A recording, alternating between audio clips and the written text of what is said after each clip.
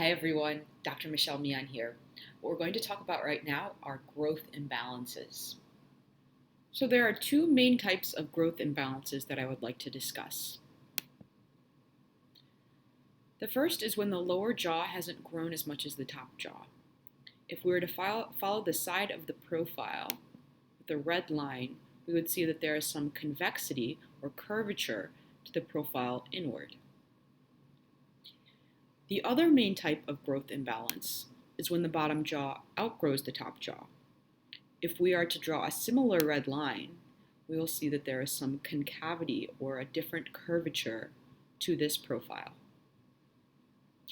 Now, the way that the jaws align with one another also manifests in the way that we see the teeth fitting together.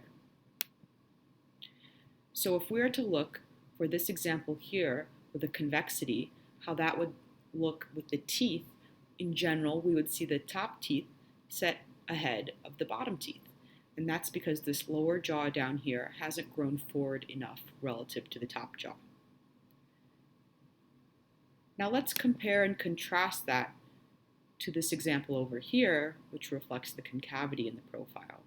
This is where the lower jaw has grown more than the top jaw, so we see those bottom front teeth sitting outside of the top front teeth. Now, ideally, we want the jaws and the teeth fitting together in harmony with a profile that looks more like this, with a red line that's straight up and down.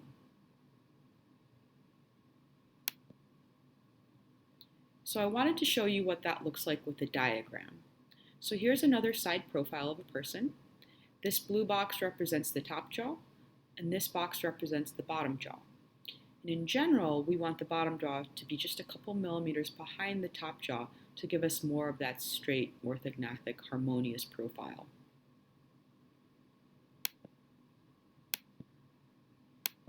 So let's look at what the convex and the concave profile would look like with these diagrams. We'll have the same top jaw for both in the same position. But for the convex profile here, where that lower jaw is recessed, we see it much farther back. And this is going to be reflected in the lips and the chin as well, with this curvature, the convex profile. Now, when the lower jaw outgrows the top jaw, we may see it fitting like this, which will also reflect with this lower lip and chin being forward.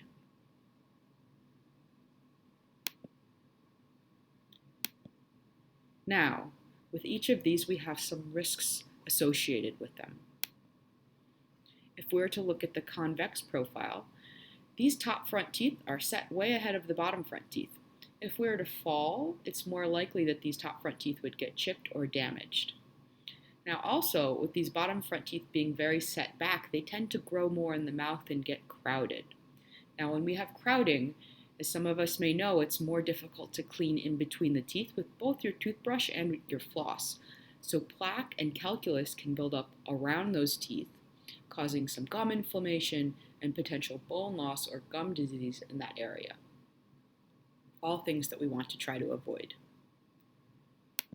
Now, if the lower jaw grows more than the top jaw, these lower front teeth are more at risk for trauma because they're set ahead of the top front teeth. Also, when we smile, we won't see the typical display of the top front teeth when we smile because our lips and our teeth are impeding this.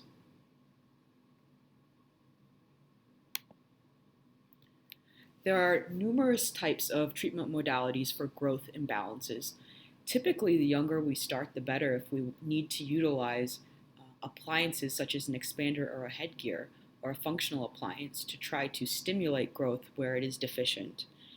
Additionally, we can use braces and/or surgery in very severe cases to correct growth imbalances. Thanks for your attention. If you have any questions or would like to check out our website for more videos on different conditions or treatments, please check out meonorthodontics.com.